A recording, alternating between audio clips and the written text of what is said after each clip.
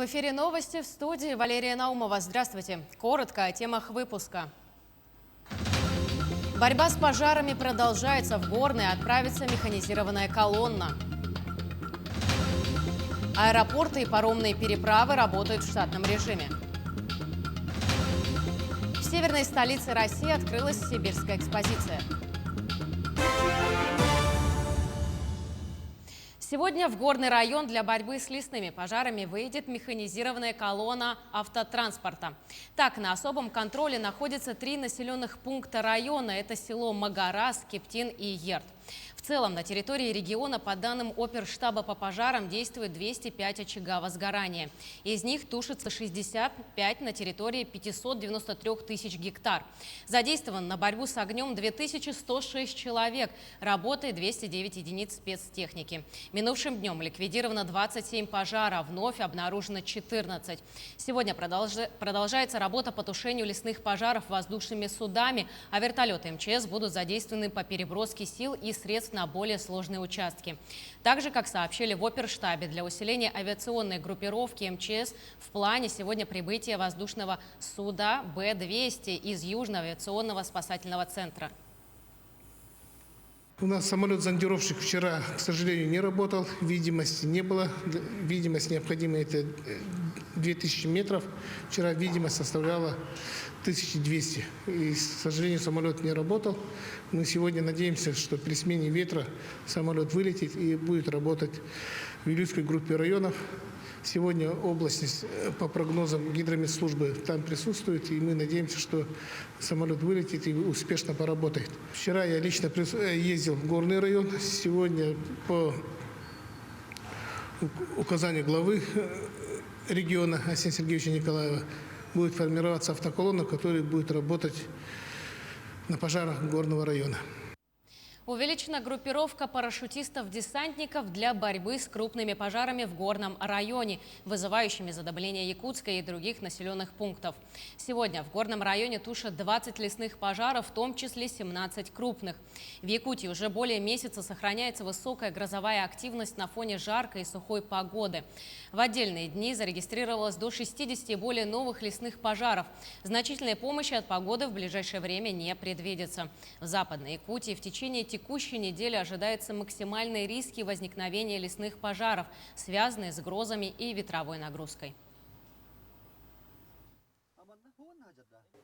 Всего в Якутии в готовности к применению находится 6 воздушных судов авиации МЧС России, которые будут задействованы в ликвидации пожаров на территории Хангаласского и Сунтарского районов. В районе работает наша съемочная группа. Они готовы озвучить последние данные. В данное время в поселке Магарас Горного Улуса действует несколько очагов лесных пожаров. На тушении привлечены более 100 человек. Работает 4 единицы гусеничной техники. Также работают силы ГАО «Лесресурс», авиалесоохрана, ОГПС и МЧС. Также в Горный район отправились на помощь специалистам и добровольцы. Давайте послушаем, что говорят ребята с места. Мне сообщили вчера, я сразу согласился, и с ребятами пришли помогать. Нас сейчас в данное время нас 7, чисто наши друзья, знакомые. Еще есть место ребята, которые помогают еще. Получается, у меня этот первый раз опыт. Я думал, легко будет, но вообще нелегко. Я думал, для начала было страшно, потом этот страх прошел, там поддержали морально, физически поддержали уже друзья. Потом стал уже понял суть, что надо делать. В принципе, любой человек может приехать и делать доброе дело. В столице региона заработал штаб добровольцев по оказанию борьбы в тушении лесных пожаров, где неравнодушные граждане Якутии могут оказать свою помощь как материально, так и вступив в их ряды и поехать бороться с огнем вместе с пожарными. Сейчас в штабе добровольцев находится мой коллега Дмитрий Тымыров. Он нам расскажет о деятельности штаба более подробно. Дмитрий, здравствуй, тебе слово.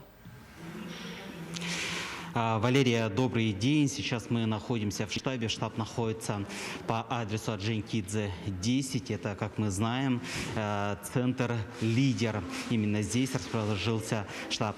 Ну а по словам председателя общественного движения «Сохраним природу Якутии», в этом году они приняли 3 направления работы, а в целом штаб действует на территории региона с 2018 года. За это время ими проделана большая работа в защиту экологии Якутии. Ну а давайте послушаем, что он нам рассказал, по какому направлению они будут работать в этом году в помощь в тушении лесных пожаров. Мы думаем, что общественники должны по заданиям Минэкологии, там, если надо столько человек, такой-то улус там, и так далее, и все должен быть инструктаж по технике безопасности, там все полностью экипированы должны быть. Вот Сахамин Миланович, например, вот такой нюанс говорит, что штатные работники Минэкологии все полностью экипированы, все, что надо. А вот общественники, которые туда едут, у них зачастую там средств защиты не хватает, то все. Поэтому я думаю, что мы начнем по 3 направлениям. Это набор гуманитарной помощи. Второе, набор, сбор средств через счет добровольческого зарегистрированной организации, чтобы был четкий контроль. И сбор гуманитарной помощи, сбор средств и набор добровольцев. Ну, а лицевой счет и контактные данные вы можете сейчас посмотреть перед своими экранами. Те, кто хотят присоединиться к этому движению и оказать свою посильную материальную и финансовую помощь, могут перечислять средства по данным реквизитам. Ну, а давайте сейчас мы посмотрим здесь, что у нас добровольцы собрали. Это у нас в основном, получается, продукты питания, продукты первой необходимости. Также это у нас респираторы, маски, материальная лопата, ведро, ранец, можно так сказать. Ну, а давайте более подробно. Сейчас мы поговорим с представителем этого общественного движения. Это у нас Ольга. Ольга у нас является добровольцем. И она нам сейчас более подробно расскажет, чем они здесь занимаются. Еще раз здравствуйте. Вообще я смотрю, вы собрали здесь продукты питания. Вообще, как это доносится до наших пожарных и вообще, как работает добровольческое движение? Ага, добрый день. Мы тут начали работать 3 дня назад, предприниматели, скооперировавшись, но поняли, что нет единой координирующей системы. Поэтому мы через общественную палату вышли на общественный совет добровольцев и быстренько здесь на Орджоникидзе 10 создали единый штаб. Очень хорошо со вчерашнего дня идет налаженная работа. Сами люди неравнодушные привозят продукты, провизию, но мы составляем отдельный список того, что действительно нужно на поле. Поэтому по списку мы сейчас распределяем по предпринимателям, которые собирали отдельно деньги. Есть спонсоры, кто-то делает хорошую скидку.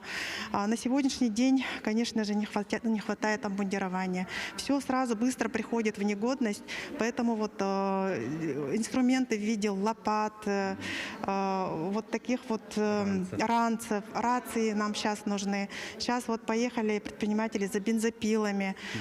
Нужна заправка этих бензопил. Вообще нужна слаженная работа через наш штаб, потому что сегодня нам сказали, что большое возгорание произошло в селе, близ села Юэдай, в Намском улусе Маймага. Поэтому нужны нам добровольцы дополнительно. Поэтому если у вас прямой эфир, нужно передать тех, кто неравнодушен, молодых людей, отправлять тоже добровольцами. Мы со своей стороны, как говорится, в тылу ведем работу, собираем то, что нужно, то, чего не хватает. И жителей, которые нас смотрят, тоже призываю помочь посильно. Например, мы, предприниматели, вчера за один день собрали 500 тысяч, и сейчас вчера половину освоили, покупая кирзовые сапоги, одежду, спецодежду. Таких ранцев купили тоже много, но быстро все приходит в негодность. Ну и хочется сказать о здоровье наших добровольцев. Мы по этому поводу тоже забеспокоились. Нам нужен медик, который будет с нами тоже на контакте и вести работу. Им нужно будет в последующем реабилитация. Да? Сейчас вот мы отправляем глазные капли, декспантенол, чтобы спреи, мази. Ну и для отдыха их тоже нужно подумать. Спальные мешки не хватает, палаток. Поэтому добровольцев сейчас будет больше и больше, ну, чтобы быстрее потушить наши пожары. Хорошо, спасибо. Ну, а я, в свою очередь, хочу сказать, что добровольцы могут смело сюда подойти по адресу Орджоникидзе 10, записаться и начать свою общественную деятельность. Также хочется отметить, что к этой акции, к общественникам присоединились специалисты МУП ЯПАК. Завтра с этой точки в сторону Горного и Намского двинется автобус с этими добровольцами. Ну а более подробно об их деятельности и как они будут работать и помогать нашим огнеборцам мы будем следить и рассказывать в наших новостных выпусках. Валерия, на этом у меня все. Дмитрий, благодарю за подробную информацию. А я напомню, что с нами на прямой связи был наш корреспондент Дмитрий Тымыров. Аэропорт Якутска работает в штатном режиме. Полностью восстановлено расписание авиакомпании «Алроса» и С-7. Аэропорт уже принял 6 рейсов из Новосибирска. При этом в случае большой задымленности возможно ограничение видимости и корректировка расписания полетов.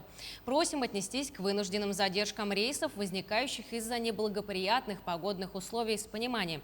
Безопасность полетов и пассажиров – приоритет для аэропорта и авиакомпаний, отмечается в сообщении аэропорта.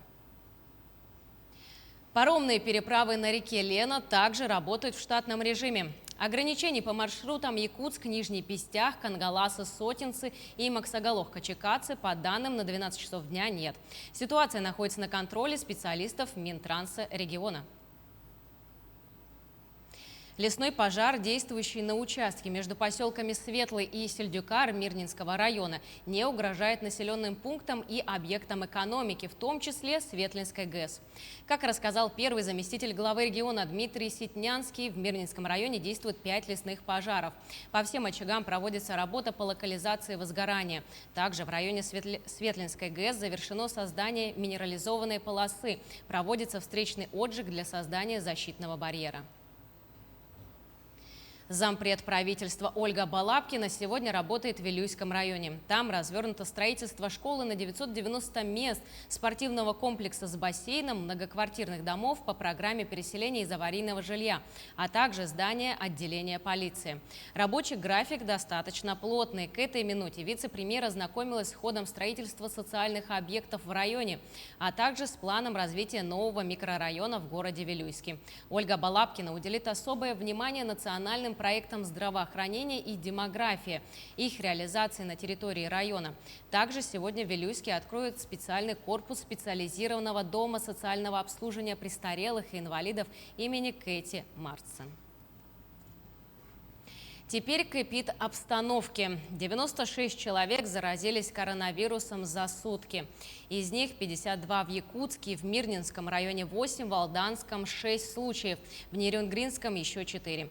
В 14 районах от 1 до 3 заболевших за сутки. Лабораториями республики проведено 682 исследования на ковид. Всего с начала пандемии обработано 1 232 917 тестов.